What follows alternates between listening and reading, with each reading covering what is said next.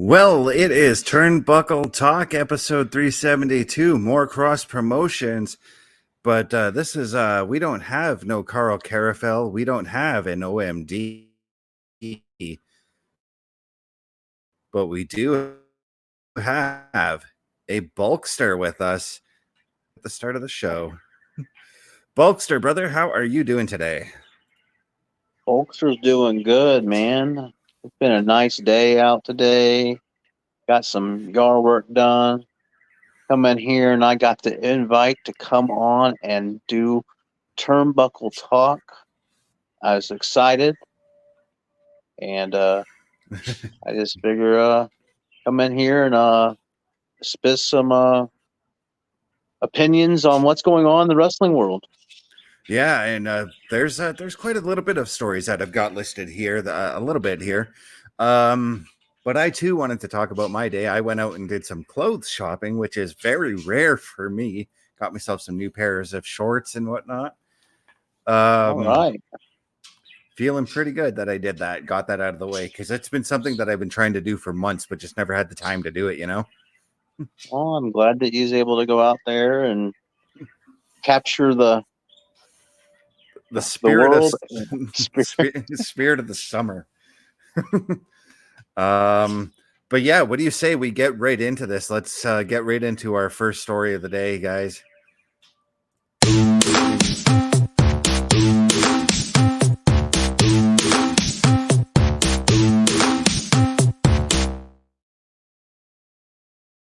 Yeah, it's showtime here, so we're going to talk about our first story of the day, and it's a pretty substantial one, in my personal opinion. A certain WWE superstar, our former WWE superstar, has been found at the Performance Center, and that is one Eric Rowan. Now we all know that Rowan is expected to join the WWE. We know that he also went to Pittsburgh recently, which is where they send their new hire wrestlers for their physicals and everything like that. And I'm guessing everything got cleared there as well. How excited are you to see Rowan back? And is he going to fit in with the current crop of what's going on with the WWE stars? Will he be a member of the Wyatt Six that we've so vehemently discussed on other wrestling shows on our channel? Oh, yes. I strongly believe he will be a member of the Wyatt Six. I think that would be the most sense. I don't see them bringing him in any other way. I mean, I know he was a good talent, but unless they were going to have him team with Braun Strowman, I don't see a reason to bring him in besides the Wyatt Six, I thought Braun Strowman should have been a part of the Wyatt Six, but that doesn't seem like that's happening right now. So, to be fair, I'm actually glad that Braun is not going to be a part of it. I kind of want Braun to be his own thing because, I mean, let's face it, he's been better off doing his own thing. Mm-hmm. The reason why Braun was paired with Bray and the Wyatt family at the time was because Braun was way too green to even be on his own. Yeah. So putting him with Bray, putting him with Luke Harper and Eric Rowan, guys who had already like a plethora of experience underneath their belts, smart move to do that. I am jacked personally to see Eric Rowan coming back. I've been a huge fan of his. Not so much of a fan of that weird creature thing he did. That was really weird, in my opinion. Oh, in the cage? Yeah. I don't know. How'd you feel about that angle? That was something out of Vince McMahon's mind. And only Vince knows what was supposed to be in that cage. Because I know they dropped it like a hot potato. And it was, did they ever show what it was? From what I remember correctly, I think it was some dumb like robotic spider thing they pulled. Oh yeah. Like I said, I don't know. I don't know what they were thinking. It just, oh my God. Like, okay, so this was around a time when I was starting to get a bit sour on WWE. but I still tuned in because I wanted to watch Eric Rowan. I wanted to watch Braun Strowman and all these other guys. But that angle just it just turned me off. You know what I mean? Yep. So now, because we've seen Eric Rowan and how he works under Triple H, because he's done that through NXT. I really hope we get that Rowan back. I think we are. I don't know if I want him to come back. You know, is he gonna come back with the white sheet mask? I mean, being a part of the Wyatt Six and their revisiting or honoring Bray Wyatt's vision and doing something with that. It'd be fine. I mean, is he going to have a new mask, a new sheet mask, an updated sheet mask? One with like I've seen some like with like a hose. Oh yeah. The one that I think the one you're talking about is when he did that tag team with Luke Harper. I can't think of the name of the tag team now. Bruise and the Bludgeon Brothers. Yeah. You know what? I kind of want to see the mask come back. Because let's face it, the Wyatt Six is going to be definitely a subtle tribute to Bray Wyatt, for one thing. Mm-hmm. Oh God, I definitely want to see that mask come back. Now you were telling me prior to the show that Rowan and Nikki Cross were mentioned in a certain video. Care to elaborate on that a little bit? Yeah. So if anybody that looks up Dreadmare, which is what Bo Dallas, or I can't think of his real name. But anyway, Bray's brother, the one that's Uncle Howdy. Yeah. He has a YouTube channel called Dreadmare. A lot of people thought it was a fake channel, but we found out that it is actually ran by either WWE's production or Bo himself, but I'm pretty sure he gets the okay through WWE to post what he needs to post. Right. And the newest one was dropped today, and it kind of goes along with what the QR code was from yesterday. But then it also shows, it's talking about previous people that were with Bray, or people that were found or lost and then found. And it shows Luke or Eric Rowan. Doesn't show his full, this shows like a face, like him looking from the side angle. And then it also has Nikki kind of like staring at the camera and like just kind of doing her crazy act thing.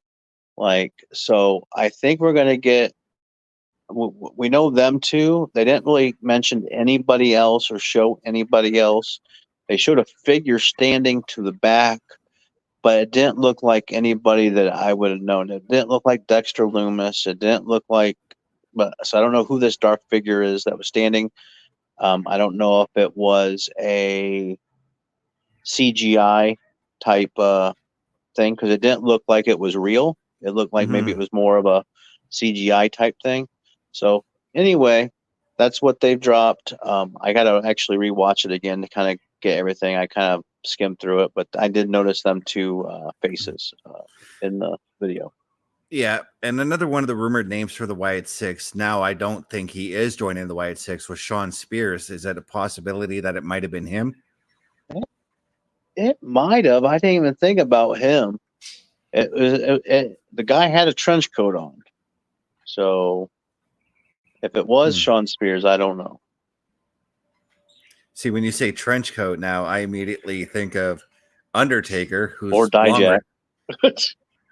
I didn't even think Dijak, and Dijak has yet to be on the main roster. He's been called up to Raw. So I don't know. I didn't even think of him, but so who knows? Well, I think we're going to be pleasantly surprised. I'm just excited to see. I'm I'm getting antsy. I don't have a lot of patience, especially we waited so long for the initial White Rabbit stuff with Bray Wyatt when he first came back. It took forever. It seemed like it took forever for him to actually come back, and it seemed like we're just repeating it, and it's just so painful because we're like, we know what this is about. Just go ahead and give us what we want. Okay, so I'm in that sort of same boat, but at the same time, I love the puzzles that they're sending us. It's just it's fun to do, you know. And did you notice, I guess the last puzzle where the missing woman, that her name is they call it an anagram, but you can move the letters around and it spells out Uncle Howdy. I'm Like gonna the have to go name of back and are you talking about from last night's thing, or is it the one where they had the news article about the missing woman? oh, I didn't get And to that one yet. that it gives the woman's name, but if you move the letters around to different, it's a scramble. You take that name and you scramble it, you can actually spell out Uncle Howdy. I'm gonna have to figure that one out and look at it. Oh geez, but no, I am just jacked. I mean, for one thing, I'm glad that we're getting this Bray Wyatt thing under Triple H, Mm-hmm. because Triple H will know how to book this and know how to slowly wean everybody into the group, let us know what's going on here, and then know how to take it to that next level. Now, my question is, and this is something news too that's been popping up on my wrestling thing is, do you think maybe Jey Uso might be the first target of the Wyatt Six because he made a comment that the Fireflies are his and that he's the eater of worlds. And how about the fact that at Backlash, granted they were doing a Bray Wyatt thing just before Jey Uso came to the ring, so the fans already had their Yeah, flashlights out. but he made a I comment in an interview saying that he goes, "I'm sorry, but the Fireflies are mine now." Yeah. And last night too, when he came out, Yep, everybody had the Fireflies yep, and they were doing the yeet. yep. I So I I, I kind of I think that would be the move that you need to make if you're going to promote the Wyatt Six. You need to go after a big target. So you need to go after like Jey Uso, mm-hmm, Roman Reigns, maybe Seth Rollins, all the big names. You need to target yep, those guys so that you can settle. You can set yourself to say, hey, this is what we're doing. We're here to strike. We're going to strike big. We're going to strike hard. mm-hmm. So I kind of like your thinking on that one, Terry. I really do. Really do. But what do you say we move over? I want to move over Okay. to this next story. We're going to stick there. It's going to be very heavy WWE stories today. So, because AEW sucks and they don't really have any good stories. Amen. Dana White, Dana White recently at a press conference had come out and mentioned how UFC events and WWE events are going to be for TKO. He came out and said, "Yeah, we already have dates set up right now where Power Slap, which is one of his promotions, Power Slap goes Friday, UFC goes Saturday, and then you're going to see Friday Power Slap Saturday. You're going to see Friday Power Slap, Saturday UFC, and Sunday WWE. Do you think WWE is going to eventually move back to doing Sunday PLEs?" They have in the past. I mean, especially for WrestleMania, they've done 2 nights. Yeah. They have in the past, if something falls on something, they've done a Sunday PLE before, just out of the blue. It'd be a Sunday instead of a Saturday. Yeah. And it used to be Sundays basically from the 80s up until like maybe five, Yeah. 6 years ago. Now, I like it on Saturday. I think it's good for the fan base because it just makes sense because the work week starts on Monday. and people are, don't want to stay up that late on Sundays. Right. I can see it being one-off, especially if TKO wants to do like a mass event, kind of like, hey, we're going to do these 3 events that are TKO events and back to back to back. I wouldn't mind it once in a blue moon. I wouldn't want it to be a permanent type thing, like, hey, because WWE has PLEs more often than UFC has their PLEs or whatever. Yeah. But it would Yeah. have to be a big event. It would have to be a big. I mean, I'm not big on UFC, but it would have to be a really popular fight to want to push WWE off of Saturday. Yeah, actually, what I was thinking, because of the fact that they are both under the TKO brand, it would just make sense to say, hey, UFC is going to hold this event on this Saturday. Why don't we make like the Saturday before or the following Saturday a WWE event? That would make more sense, in my opinion. And I do, because the one thing I do remember, because I used to enjoy the Sunday pay-per-views, but my favorite thing about that was watching the pay-per-views on Sunday and then going to school the next day and talking with my friends about that event. That's the one thing I sort of miss, but I can see where you're coming from too, because of the fact that PLEs 8 o'clock at night run till like 11, sometimes midnight, depending on how many matches they got. You don't want your kids to be tired going to school the next day, and you don't want to be exhausted going to work the next day. I mean, I put up with it for the longest time. You had to. They were on Sundays, but since they moved to Saturday, it fits so perfectly with most people's schedules, I think, nowadays. Yeah. And I think another thing that they're talking about with for the events is they want to book all 3 things the same arena, back to back to back. So it wasn't like, hey, we're going to have. But so that's what they wanted to have a massive event, kind of like WrestleMania weekend, where there's multiple events, SmackDown stuff. But they wanted to do one where you go to this arena and you can see Power Slap. You come the next night to that same arena and you see the UFC fight. You come back the next night that same arena and you see WWE. So it's kind of a cool situation depending on how they do it and what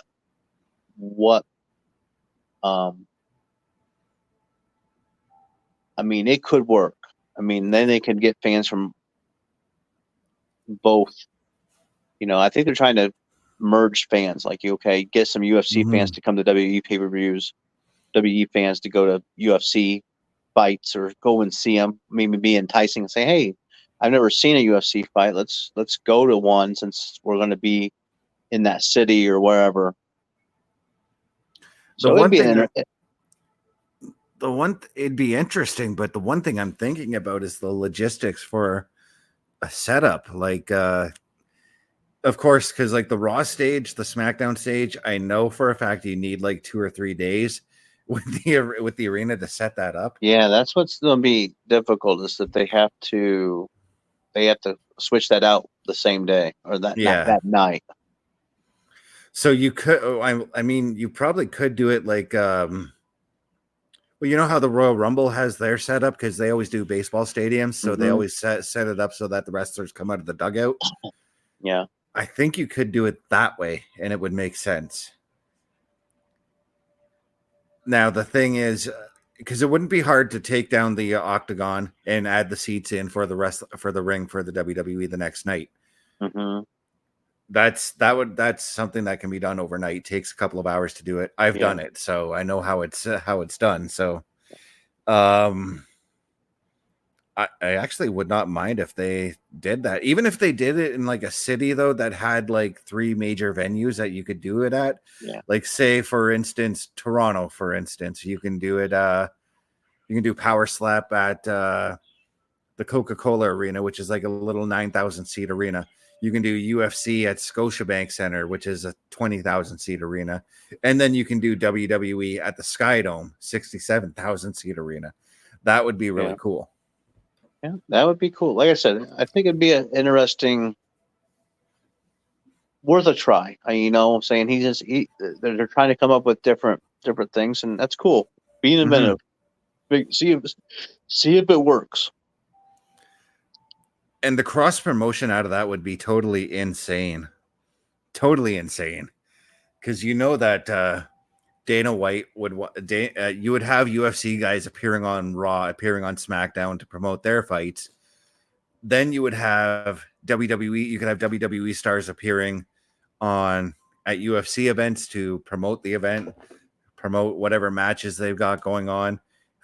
I mean, hell, you could. That's what you could get the Undertaker to do, because the Undertaker loves going to UFC events. Yeah. The power slap one, though, I don't know that one. This is my first time hearing about that one. Power slap is very interesting. I see clips on TikTok or on YouTube, and before it became a major brand for TKO, it was mainly done in other countries. And man, I don't know, man. They get paid to get slapped, and these people slap. Oh my gosh, some of them are. It's comical. It's somewhat comical to watch. Yeah.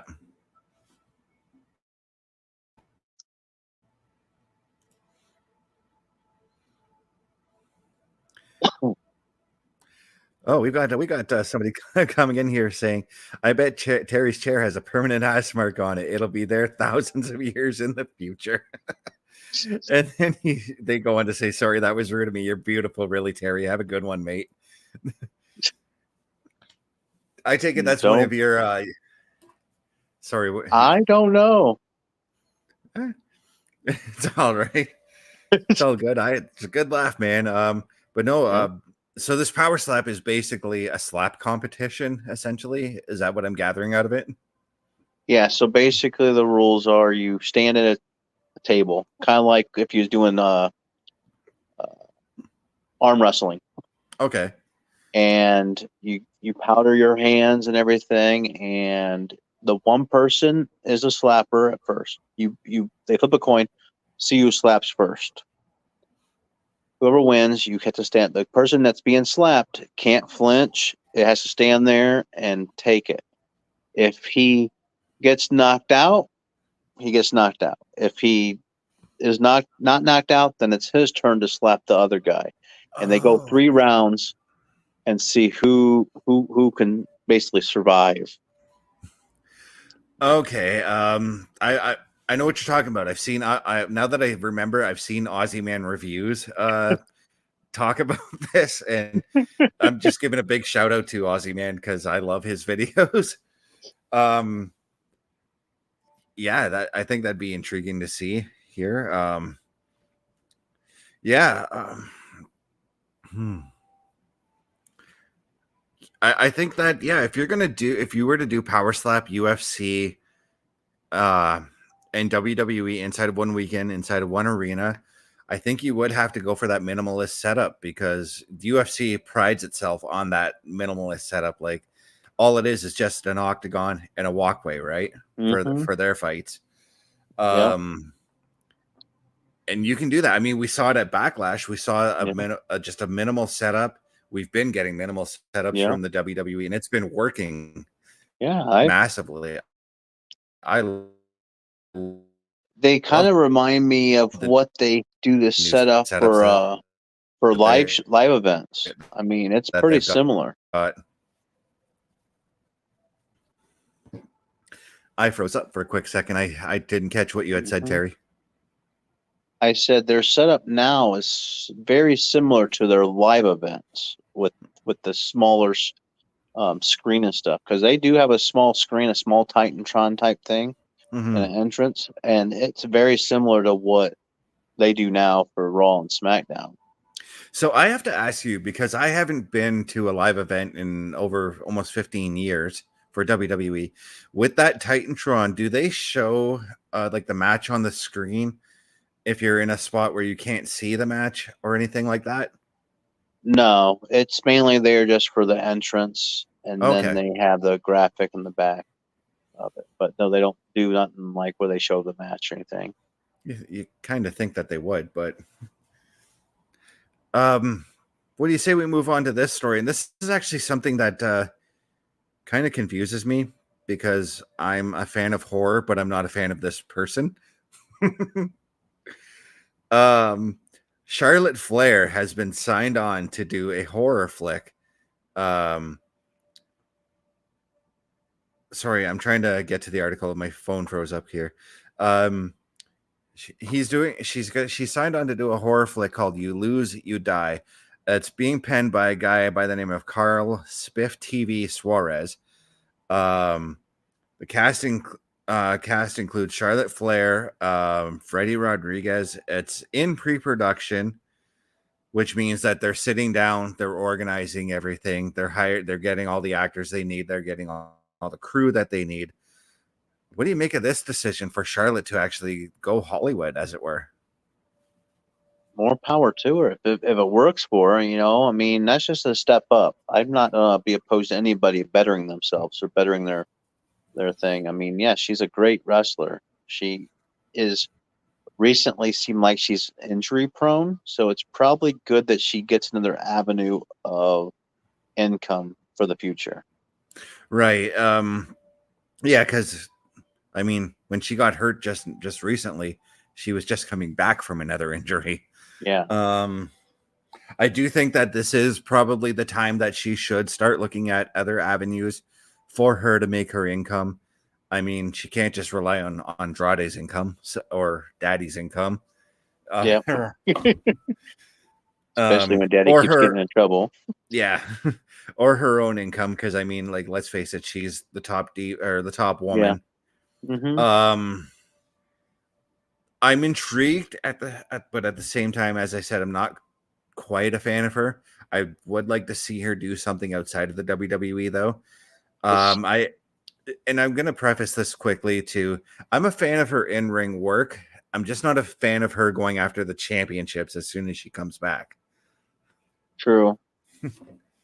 That's where my fandom with her ends. I don't want her going after championships anymore. When she comes back, she's like going against the champion or inserting herself into the champion, or always says the line, "I am the beginning of the line," or "I skipped the line," or yeah, I'm at that point now where when she does come back, because of how often she's been injured, work your way back up. Make us earn that respect back for you.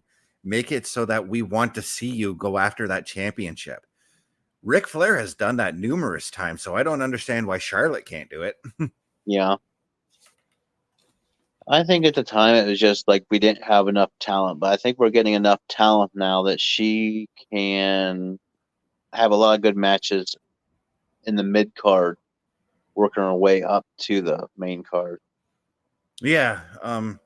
She might even go like if she does come back, she might even go that John Cena route, because I remember some years ago when John Cena came back to full-time wrestling.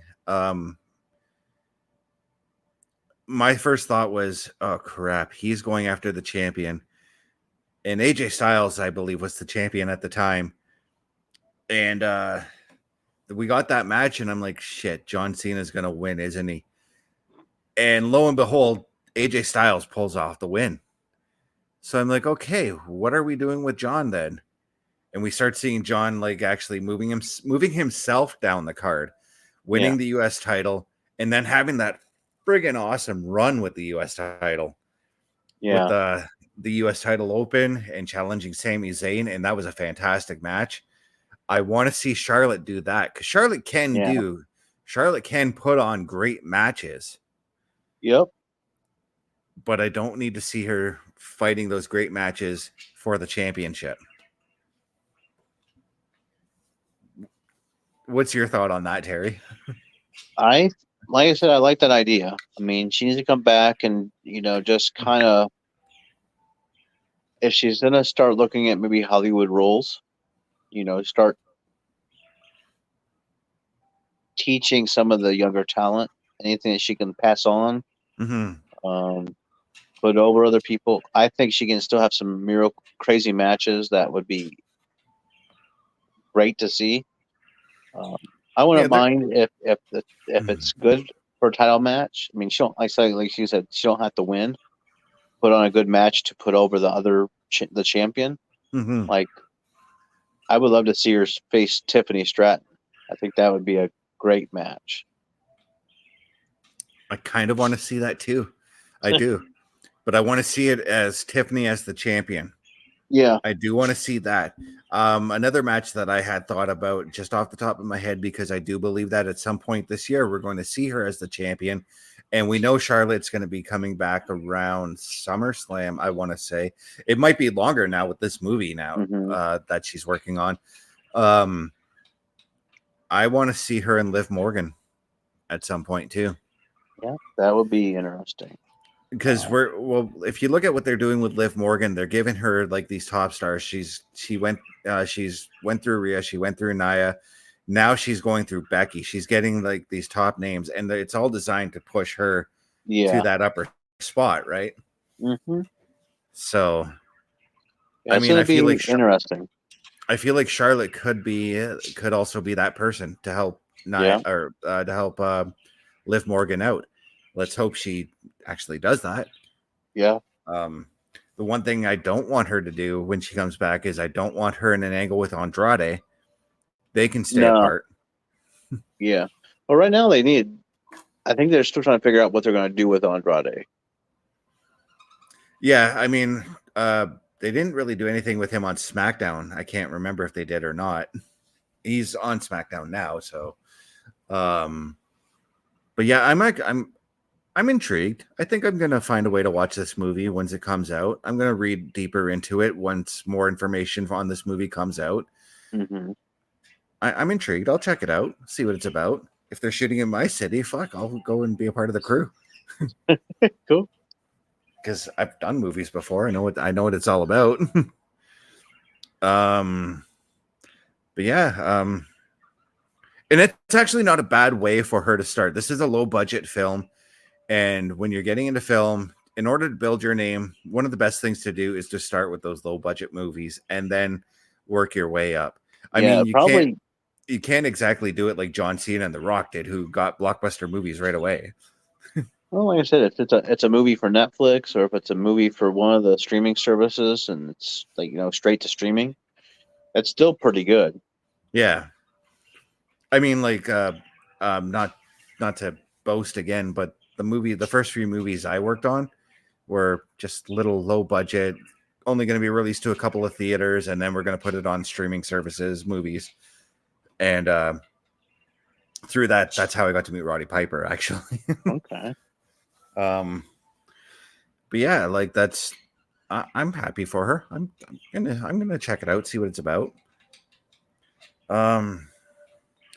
We're going to be cutting this show just a little bit short with our final story here, guys, though.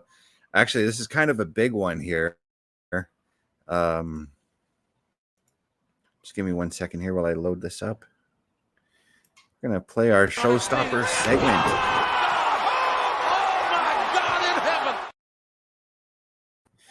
One of the best super kicks in the business. You can't deny that. That was the super kick to Shelton Benjamin, by the way. Oh, yeah. I think I remember that one. That was amazing. Yeah. So, the whole premise of the show is cross promotions. We've already talked about it earlier in the show with UFC, Power Slap, and WWE possibly doing multiple events in one venue in one weekend, and how cool that might be, how interesting that would be. But another thing that we're looking at right now is UFC heavyweight fighter Derek Lewis has announced his intentions to announce that he's been in talks with WWE about joining their roster, maybe doing matches on Monday Night Raw while still doing the UFC thing.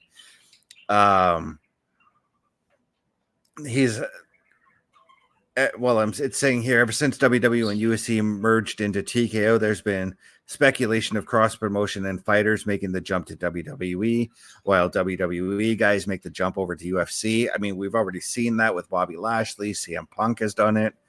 CM Punk not so successful at it. Bobby Lashley, however, had success in it. So Derek Lewis has announced the idea that he wants to come and do some stuff with the WWE, maybe do some matches. What do you make of this situation? Do we see UFC guys coming to WWE? Do we see WWE guys going to UFC and doing fights? Yeah, I do. Sometimes it's hit and miss though. Hopefully they have some good direction. Hopefully with Triple H guiding this ship and leading the charge here, it'll come off better than some of the previous, UFC people coming over. You're talking about Cain Velasquez and how much of a shit show that was, Yeah, and Ronda Rousey too. Well, yeah. Ronda Rousey was actually more successful than Cain She Velasquez was more was. successful. She's just turning into like the female version of Ryback, complaining. Yeah, she is. And so, she was a big name. I knew her from fighting. I went and actually up here in the States, we can go to Buffalo Wild Wings on UFC nights, and you can actually watch the pay-per-view while eating your dinner. Yeah. So me and my buddy would always just go there and watch PLEs instead of paying the enormous amount for a UFC fight. We would just go there and eat and watch it for free. Yeah, that's the same thing. We have a restaurant in our town called Wacky Wings that sometimes does that. Okay. I used to go all the time for that as well, and that was when I faithfully followed UFC. I don't faithfully follow it as much as I used to. I was a big fan of Ronda Rousey as a fighter, and then when I heard she coming over, I'm like, "Oh, this is gonna be awesome! This is gonna be good! This is gonna be good!" And initially, it was. I think I liked her match with, her first match with teaming with Kurt Angle. Kurt Angle facing Triple H and Stephanie. I thought that was a great match. I liked it. It was entertaining. Yeah. The more she should have probably went back. She should have probably went down to NXT and got more training.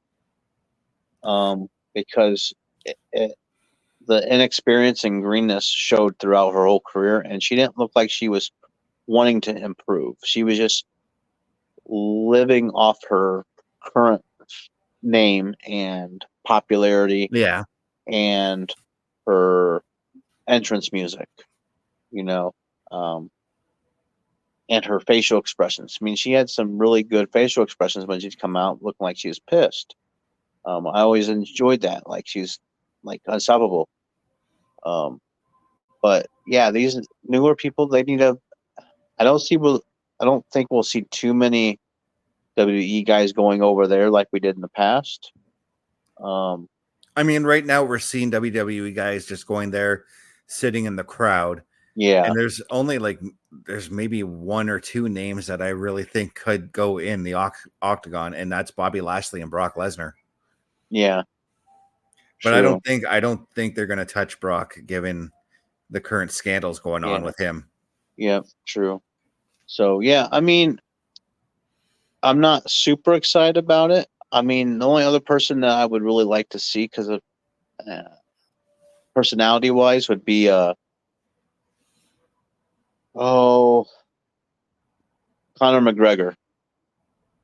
Oh, Conor McGregor would be fantastic on. I think he's hilarious. I mean, he's a great actor. He started doing his acting. He was in this movie just recently on the remake of Roadhouse. Yeah, I haven't had a chance to watch that, but I saw the clips that he was in. And I enjoy it. He's funny. He has great charisma. And if he would just bring that character to WWE, I think he would fit in.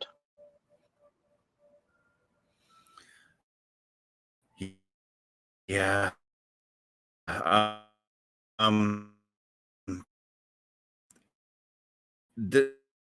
This Derek Lewis guy, I've watched kind of. Yeah, he can. Oh, I froze up. Yeah, no, I was trying to say about Derek Lewis is that he carries that same kind of excitement about his fights. He's got a bit of an oomph to him when he talks about his fights. So I'm interested to see how he would do in the WWE. based off what I read though, like he was saying like his finisher would be like the stink face and things like that. I kind of would expect him to be that big guy comedy character. And I mentioned there was one guy, I just seen an interview today, and it was just a clip of him talking to, I'm not sure who he was talking to. They were asking, do you have any idea of what kind of character you'd be if you came to WWE? And he said he would be like in like gold dust. He said as long as they would paint his face, I could paint my face. I would be something of that. Like, I'm not sure if that was Derek Lewis talking or if it was somebody else, but he mentioned having that kind of like way out there character.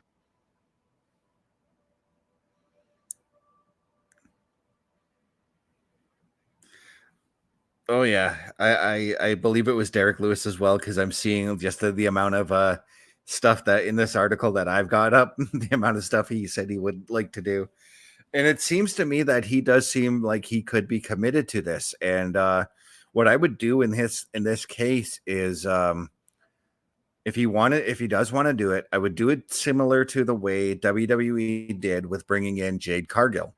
Now they brought Jade Cargill in, they hyped her, they took her off TV so that she can get the training, which is what I think they should have done with Ronda Rousey, but they really didn't give her enough time from Royal Rumble 2018 till that year's WrestleMania. 3 months is not a lot of time to train for the ring. No. But with Jade Cargill, on the other hand, they gave her like 6-7 months, which was plenty of time to at least get a couple of spots learned. Yeah. You can do that same thing with Derek Lewis. You can also post that first match. You could have him do like maybe show up in the Royal Rumble and throw out a couple of guys before he gets dumped out. Yeah. Like they did with Jade Cargill again. And then you go back to training and then you give him a hyped match. You got to really hype him up though, because at the same time, not a lot of people are going to know who Derek Lewis is. They would have to Especially do promotional. They would have to do promotional. Like UFC needed to give them permission to run, highlight reels of him. Yeah. And the other scary thing is we talked about committing to it. How committed really would he be? I mean, right now, based off what I saw in the interview, he sounds like he could be committed, but he could also end up like Gable Steveson, who wasn't as committed to the WWE when they signed him. Yeah. Because to me, Gable Steveson signed that contract. Then he's like, oh, I want to go back and fight, wrestle in the NCAA again. Oh, I got this tournament coming up in the NCAA. I want to go and do that. Then he finally had his first match and it shit the bed. Yeah. And basically after that, I mean, Gable Stevenson's brother is doing fine in NXT. He's doing great work with the No Quarter Catch Club. Okay. I didn't know he was in there. Didn't know that Gable Stevenson's brother was a part of it, eh? No. Yeah, no, he's doing fantastic work, but he's showing to me that commitment that Gable Steveson didn't have. Yeah. I mean, he might always come back later once he's ready to, take that. This is true because now that I'm thinking about it, maybe he does want that one last run at the Olympics because the Olympics are coming up this year as well.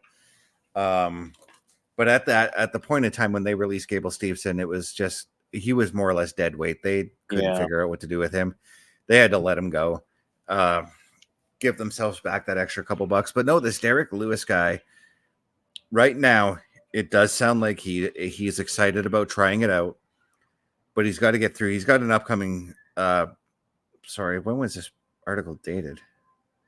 Oh, he had a fight this past weekend, so he's got to heal up first from that after that fight. Yeah. And then we'll see where it goes. I think it'd be interesting. I really do.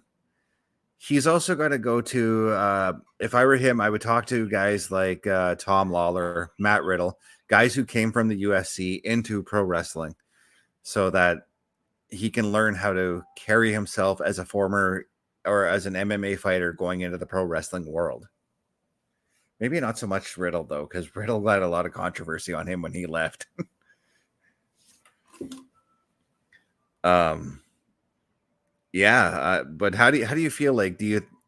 Do you think he's going to have that kind of commitment? Do you think he needs to have like a deeper commitment to the sport? He needs to decide what he wants to do. I mean, it's not going to be like a one-off, because I don't think enough people will know him, Mm-hmm. to make it worth their while, to make it like, oh, it's big, you know. So it'd be one thing like where he's moving over, they do some promotional videos, and he intertwines some of his UFC stuff and mixes in, some WWE, wrestling moves and holds and stuff like that. Okay, so that's if I remember correctly, that's how they promoted Ken Shamrock when he came over to the Yeah, WWE. something They like that. they were able to get some UFC footage of Ken Shamrock and a bunch of other companies he fought for, and they put together hype packages Yeah, from news stories, everything like that, to show this is who Ken Shamrock is. This is why he's reffing Bret Hart Stone Cold at WrestleMania 13. yeah, something like that. Have him come in as a guest ref or something like that. Like, Okay, just copy and paste what they did with yeah, Ken Shamrock. It's been a long time, and it'd be interesting. It'd be yeah. cool.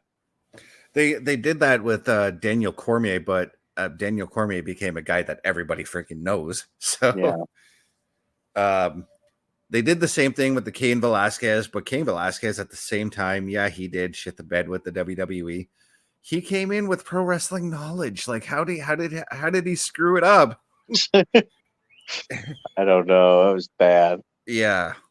Well, he did screw it up because he's up for murder charges as well. So Oh yeah, that ain't good either. yeah. But I'm excited. I'll see where it goes. You do need to do a lot of promotion because again, not a lot of people, like I didn't know who Derek Lewis was until this past weekend, and I'm pretty sure you didn't know who Derek Lewis was until the interview when you watched it or read it. Yeah, So that's the other thing that we need to see more of. Like we need to see where when we're talking about these cross promotions, I would like to see more than just a little blurb in the bottom corner of the screen, as far as like, hey, W on Raw, this is the next UFC event. I wouldn't mind seeing like Michael Cole being like, this is the next UFC event. These are the guys who are fighting. Here's a video package of these guys. You know, it'd be cool. I mean, that's a big way to do it. I mean, have UFC do uh advertisements for WWE, and they do advertisements for UFC, and they both work win-win. Yeah, I'd be all for that. Like even like because even UFC events happen like every weekend. There's your fight Yeah, nights every weekend. Why not have Dana White or WWE or whoever is doing the announcing be like, tune in this Monday night on Raw and you'll see Jey Uso take on Gunther or something like that, you know? yeah, Or promote the next PLE, which obviously the next one is King and Queen of the Ring. Do some promotions around that. Have the wrestlers in the crowd. Maybe in our case, because we're getting Jey Uso and Gunther next week, have them in the crowd for this the next UFC event if there is one in between now and next Monday night.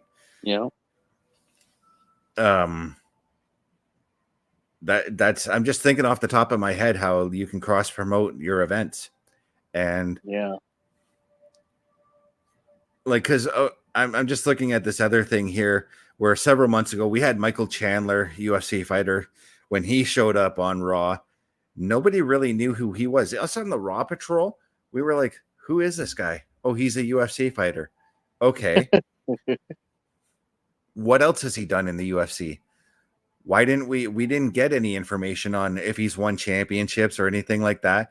We just knew that he was coming on TV to call out Conor McGregor.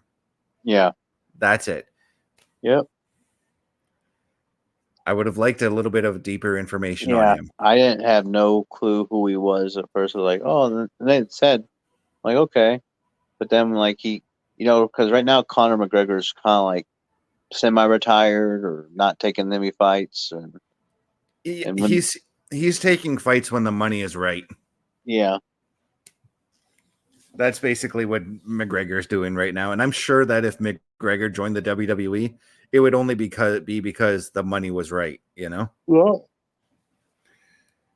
But on that note, Terry, I think we're going to wrap this up here because I think I've covered enough we've covered enough on this UFC event. I mean, we went 20 minutes talking over Derek Lewis and how the UFC has been both a failure and a success within the WWE realm. yeah. We didn't even talk about when Daniel Cormier came in and did special refereeing. And that was actually really cool that they did that. That was also the same night as we talked about earlier in the story. That was the same night that Bray Wyatt made his return to the WWE. We also had Tank Abbott. Oh, yeah. I completely forgot about Tank Abbott in WCW and his run with 3 count, which it was actually really funny that they did that. Yeah. But then you saw, like, when you actually watch Tank Abbott in the UFC, yeah, he was a badass in that octagon. Oh, and Dan Severn. We didn't even talk about Dan Severn. Yeah, Dan Severn too. Dan Severn, I knew there was somebody else too. Dan Severn, actually, who came from pro wrestling into the UFC back to pro wrestling, but actually. And then what? I don't think it was UFC, but Steve Blackman. Wasn't he an actual karate? Yeah, he artist? never fought in the UFC, but he does hold a black belt and currently does train for Brazilian jiu-jitsu fighters. And Matt Riddle. Yeah, well, we did talk about Matt Riddle. We talked about the controversy that surrounded him when he left WWE, but he's now doing stuff in MLW. I think he's with out right now. Yeah. But no, I'm interested. I'll give Derek Lewis a shot and see how he does. Yeah. It's all about keeping an open mind, especially with these UFC fighters. And I'm fairly certain that based off what I'm seeing here, he does know his stuff about wrestling, and I'll give him that because he did mention wrestlers that like the common wrestling fan or the common person wouldn't know. Like mentioning Rikishi, nobody really would know Rikishi outside of the wrestling realm, right? Yeah. So I'm interested. I want to see it. Let's make it happen. UFC, WWE, TKO. Let's see some cross athletes. All right. So Bulkster, what do you say we give out those socials, my man? Where can the people find you? They can find me on YouTube at the Bulkster Show. With Mondays, where I do the Raw review and preview with the Boar's Nest with Bubba Duke and OMD. I do have a TikTok at the Bulkster Show also. Just random short videos, memes, stuff I find humorous that I dub over. And like I said, I do some gaming on the YouTube channel. Not as often as I should, but I do it when I can. All right. Now, you also mentioned the Raw Review Preview show. I'm going to throw out a quick promotion because you can find that show not just on YouTube's your YouTube channel, but you can also look for it if you please. You can find it at Bubba OMD on YouTube, and I don't know if he does it on his Twitch. So, but I'll give out a shout out to his Boar's Nest with Bubba Duke as well. For me, give me 1 second here. I'm all over the place here with my socials. Here's my novel of socials. YouTube.com at CBRS Entertainment, Twitch TV /CBRS _entertainment, threads.net at CBestFilms83, Facebook.com, Chris.best83, TikTok.com, CBRS.entertainment. You can look for me this Friday night, 7 p.m. Eastern. I will have my latest episode of the WWE 2K24 My Rise uploaded. I've actually recorded 3 weeks in advance, so we're going to get those episodes straight out as soon as possible. Afterwards, 8 p.m. Eastern, I will be doing the SmackDown security detail. And Terry, I'm going to extend that invitation to you if you want to join me on that show. We're not going to have OMD this week, so you're welcome to join as well if you're free for that.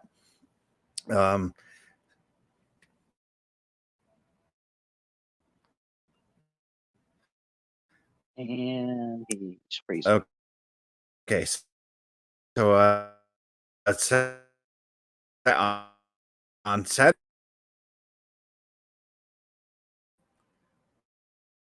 I froze up. When did I freeze up, man?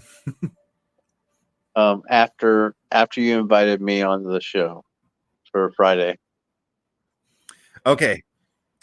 Okay, so so we'll go back and I'll say Saturday night, you can tune in, check me out, Saturday Night Gaming. We're going to be doing part 2 of Uncharted 4. I'm really looking forward to getting back into that game because I absolutely love Uncharted 4. Monday nights, 8 p.m. Eastern, you can look for me doing the Raw Patrol alongside OMD, Carl Carafel, Bubba Duke, and Chris Parrish. You can also look for me next Tuesday night, 8:05 Eastern, alongside Carl Carafel, alongside Bubba Duke. Not Bubba Duke, OMD, as we do Turnbuckle Talk. And on that note, ladies and gentlemen, as our good friend Carl Carafel would say, the world's a scary place. Take care of each other.